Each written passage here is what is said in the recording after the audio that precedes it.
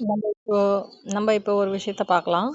அதாவது வந்து ஒரு பெண்ண எக்ஸாம்பிள வச்சு பார்த்து, அதுக்கப்புறம் அந்த விஷயத்த விரிவுபடுத்தலாம். ஒரு பெண் தாயாக, மனைவியாக, குடும்பத்தின் ஒரு அங்கமாக, அதாவது ம் அந்த பெண் தன்னோட வாழ்க்கை நடக்கிற இடத்துல, அவங்க நிக்கிற இடத்துல இருந்து சுற்றுப்புறத்துல அவங்க பரவுற இடம், நடமாடுற இடம் ரொம்ப குறுகிய எல்லையுடையதா இருக்கு.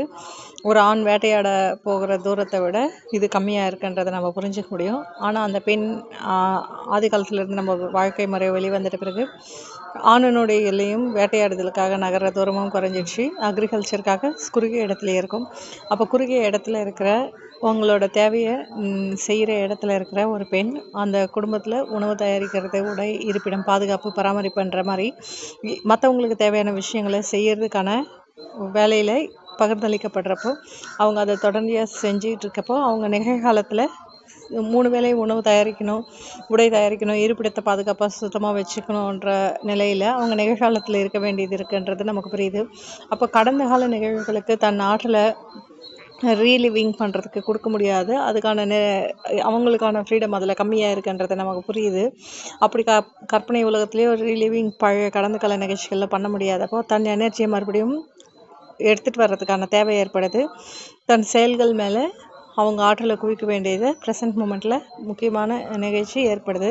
அந்த பாஸ்ட்லேயோ ப்ரெசண்ட்டில் இல்லாமல் ஃப்யூச்சர்லேயோ போகிறது தான் அடிமைத்தனத்தை உருவாக்குதுன்னும் போது, இந்த நிகழ்காலத்தில் வாழ்வதற்கான வாய்ப்புகள் அதிகம் ஒரு பெண்ணுக்கு இருக்குன்னும் போது, நம்ம அவங்களோட அந்த கடமை உணர்வு, அவங்க அந்த கடமை உணர்வுக்கு அடிப்படையாக இருக்கிற நன்றி உணர்வு, அன்பு, கருணை.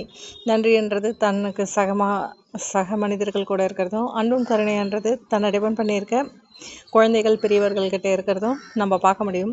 அவங்களோட அந்த உணர்வு தான் அவங்கள ப்ரெசண்ட்டுக்கு கொண்டு வருதுன்றதை நம்ம பார்க்க முடியுது. இது மாதிரி நன்றி உணர்வு அல்லது கடமை உணர்வு, ஏதாவது ஒரு உணர்வை நம்ம நிகழ்காலத்தில் இருக்கிறதுக்கு எடுத்துகிட்டு வந்துக்கிறப்போ, நம்ம அடிமைத்தனத்தில் இருந்து நம்ம எனர்ஜி பாஸ்டில் இருக்கிறது, அதே எமோஷன்ஸை திரும்பி திரும்பி உடம்புல நல்ல விஷயமா இருந்தால் பரவாயில்ல, நல்ல விஷயமா இருந்தாலும் அந்த எனர்ஜியை எடுத்துகிட்டு வந்துட்டு நம்ம இந்த உடம்புல எடுத்துகிட்டு வந்துட்டு நமக்கு எனர்ஜி கொடுக்கும். அதை ப்ரெசென்ட்டில் யூஸ் பண்ணலாம்.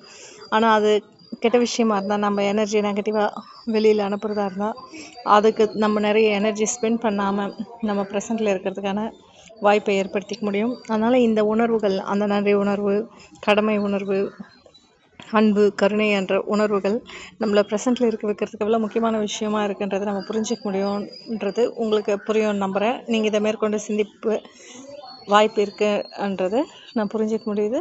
நன்றி.